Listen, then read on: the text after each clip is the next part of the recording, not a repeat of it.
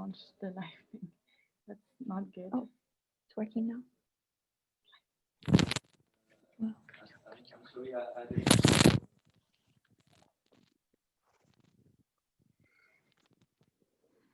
All right. Welcome, everyone. Sorry for the few minutes delay. And welcome to this keynote presented by Sebastien Oebel from Freenow. So this is going to be a speech on the next stop, multimodality. Discover Freenow, from Europe's biggest ride hailer to the leading multimodal platform. So over to you, Sebastien. Thank you very much. Hi, everyone. I'm Sebastien Oebel. I'm the Chief Operating Officer for Freenow here in Europe. Before we start, I want to apologize. You see my kitchen here because I'm based in Paris and we're on the lockdown. So I have to do this presentation in the calmest place of my apartment. It's the kitchen. Also apologize because I have two little kids at home. Right now I have a fantastic teacher, Mr. Netflix, taking care of them, but I'm not excluding that they might make some noise and maybe even come up on stage. So apologies if that happened. It happened in the past, so I can't exclude it will happen again. Today I'm here to talk indeed about a journey that we're going on as a company at Freenow, which will take us from being originally a pure ride hailer and now really going into the next stage of our journey and as a company and for the journey of our customers, really moving on to multimodality. I would like you actually to say a few words about the journey that we've come through as a company so that you understand where we come from and where we are. So originally the company started like more than 10 years ago under the name My Taxi. It's a company based in Germany and as its name says, solely focused on taxi. In 2014, Daimler came on board as the main shareholder, and fast forwarding to last year, BMW also joined as a shareholder beginning of last year. So now actually Freenow is a joint venture, 50-50% between Daimler and BMW. Over the course of the past years, actually, we've grown by acquiring and incorporating a set of startups and local mobility players on the different brands. So it started in 2016 with Halo, which was at that time very present in Ireland, UK, Spain mostly. It went on in 2017 with Beat, which is a Greek local player and who now is also spearheading our efforts in Latin America. Same year, we also acquired Clever in Romania and Captain, formerly known at that time as Chauffeur Privé, at that time in Paris, and who since then expanded to on PHV to UK and Portugal. And then we launched our own multimodal brand in 2018, Hive. And last year, Freenow got launched as a brand, replacing My Taxi. And the reason behind that rebranding was also because it's marked the beginning of a journey from taxi into ride-hailing, also incorporating PHV, but in the broader sense into multimodality. And that's the journey I want to tell you a little bit about today. Today, as of today, we have across Europe, one brand. So this has been a major milestone for our company in 2020, is that we brought all these different brands, all these different teams under one app, one team and one brand across Europe. The brand Beat still exists in Latin America, but in Europe, everything is under Freenow. And we have a large presence across the globe. We're present across 3 continents. We're present across 15 countries, 150 cities. Globally, we have more than 45 million users and represent a volume business of 300 million tours. So it's a pretty significant footprint. And specifically over the last year, we went through a quite major transformation as a company. As we reached that major milestone in 2020, we wanted to also take the opportunity to rethink as a company what we stand for. And we wanted to take the time to reformulate our mission statement. And I'm going to read it out because we put quite some time into weighing every single word. So our mission statement is the following. We are Freenow and we're on a mission to empower smarter mobility decisions, helping people to move freely and cities to thrive. So there are three things which I'd like to point out on this mission statement, and maybe Kevin, if you could go back to the previous slide just for a second. First, obviously, it's we're not only about ride-hailing or about mobility and smarter mobility decisions. So that's really the space that we're evolving in.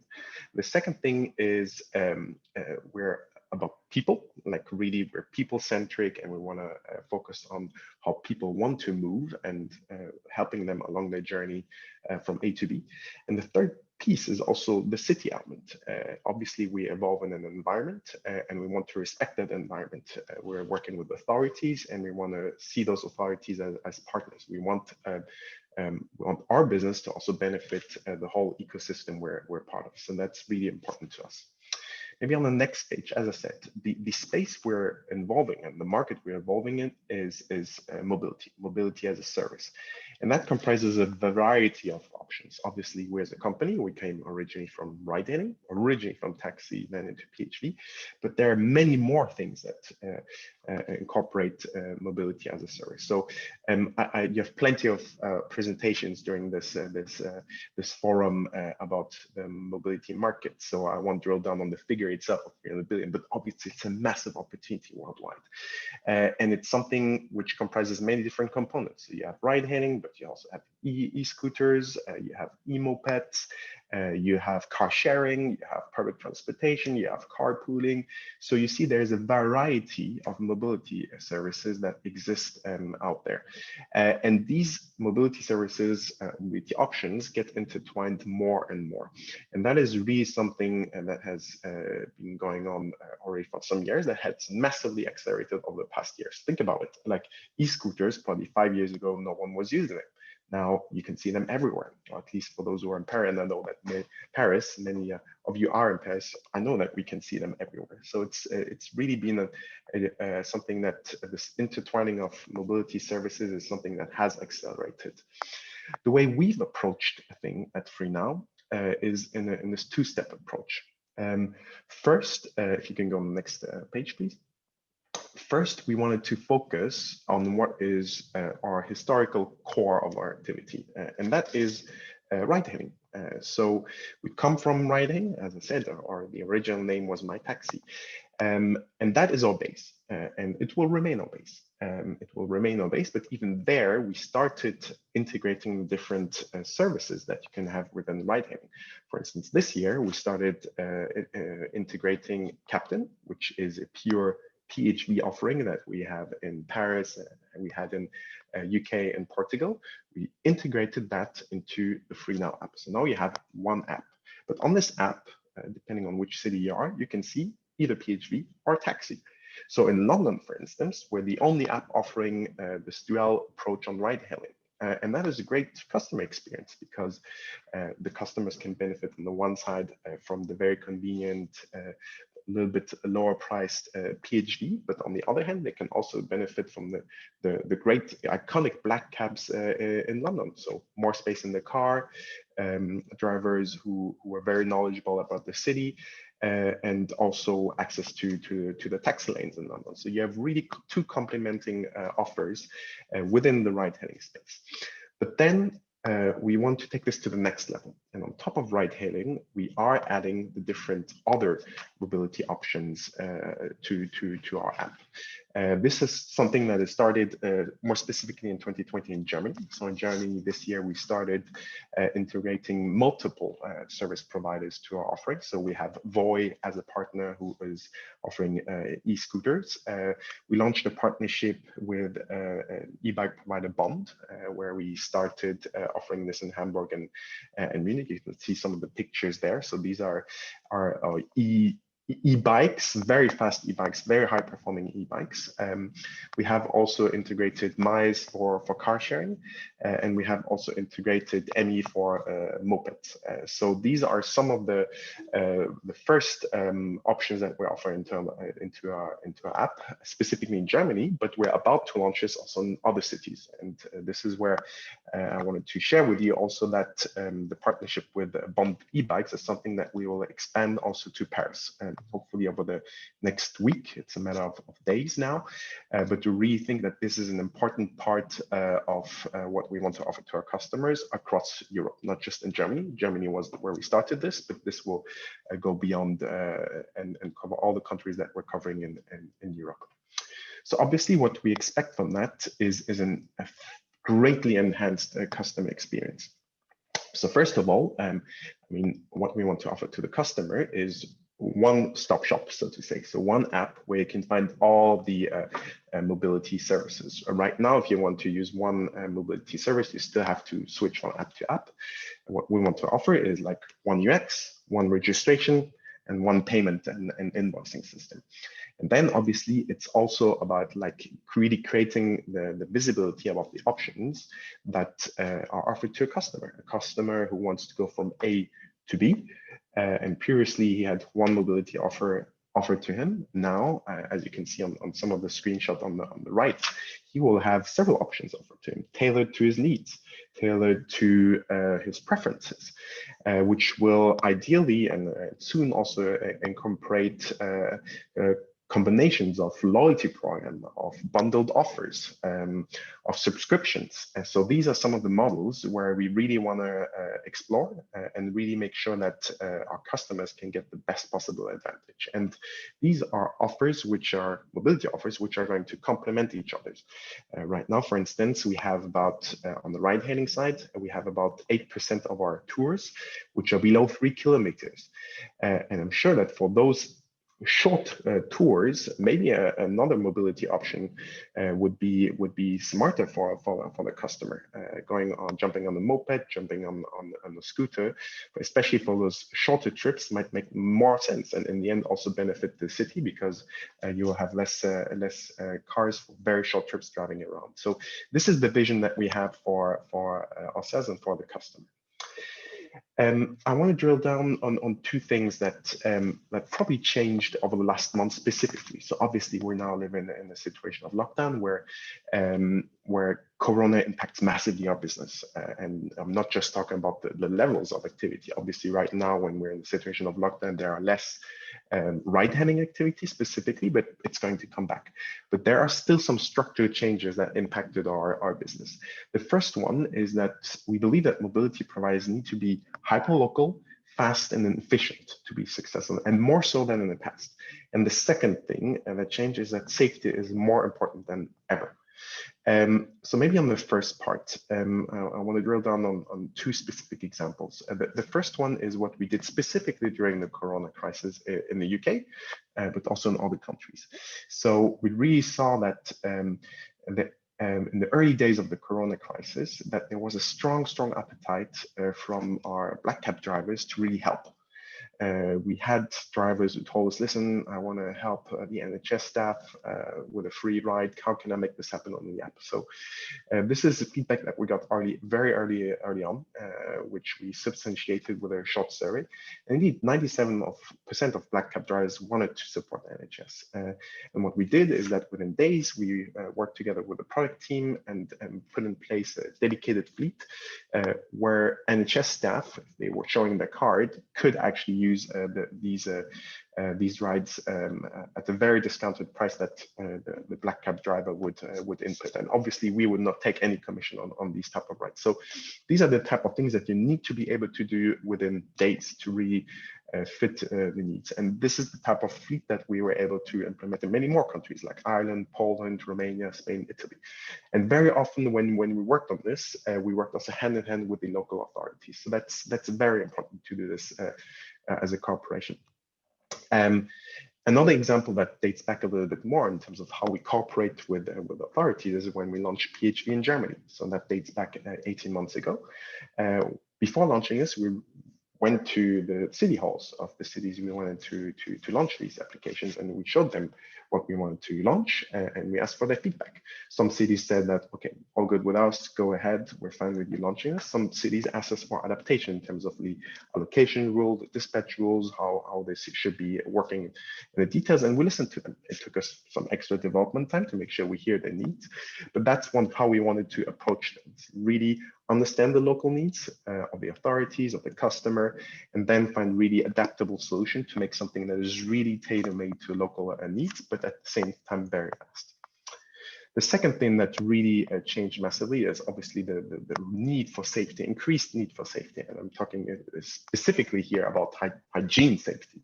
So obviously, this has changed, the current situation changed a lot about how people think about mobility.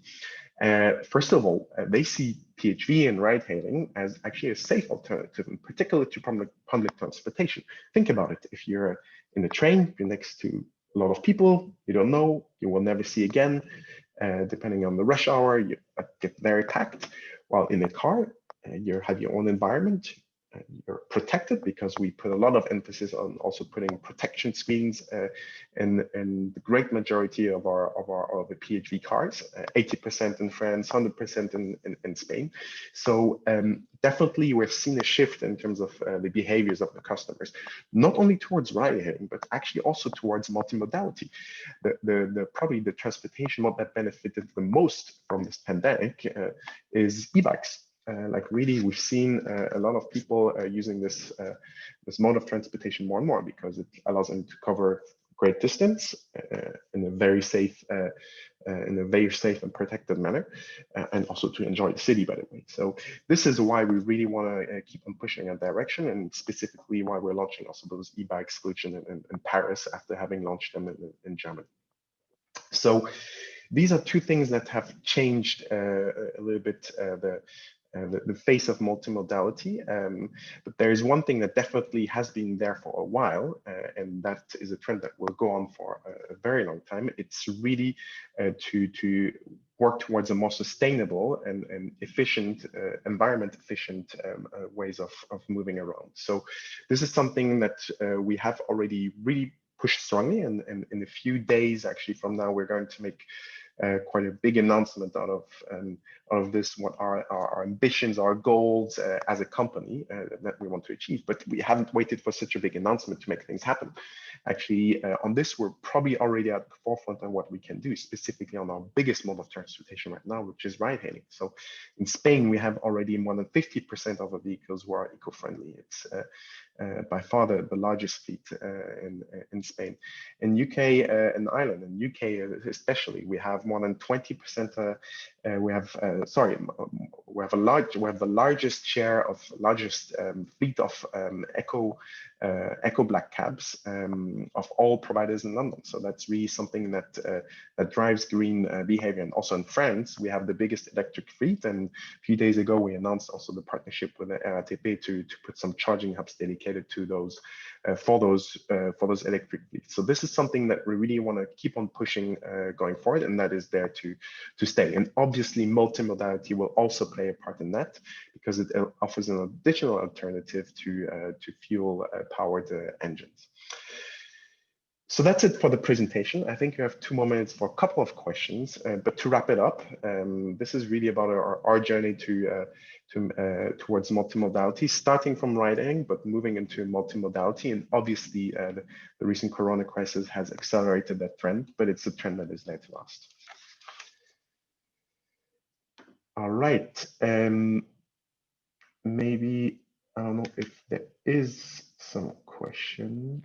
Yes, hello, Sebastien. We're just nearing the end of the talk. Maybe one question quickly, sure, and the rest of the questions can be answered directly on the Autonomy Live for those whose questions won't be answered.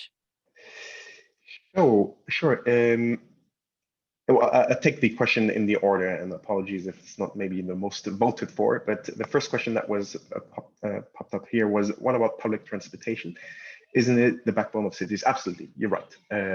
Public transportation is part of it. And actually on this chart where you saw the different mobility options, public transportation is part of it. So, but it also is probably the hardest one to integrate if you think about it, because it's a lot of complexity to integrate also the public transportation in your journey, not only as an information, but also as a way of booking and really making sure that you have this one-stop shop for your mobility options. So in terms of the different stages of that we want to put in place, public transportation is one of them, but it's probably the one that will come more towards the end because it's more complicated to integrate. Great. Thank you for answering that question for our viewers. I'd like to thank you again, Sebastien, for this very Thank you. interesting keynote. And for everyone else watching, stay tuned on Autonomy Digital for our next conference, which will be about listening to our city, turning urban sounds into information and actionable insights thanks to sound analytics, presented by Secure Access. So thanks again for everyone for tuning in.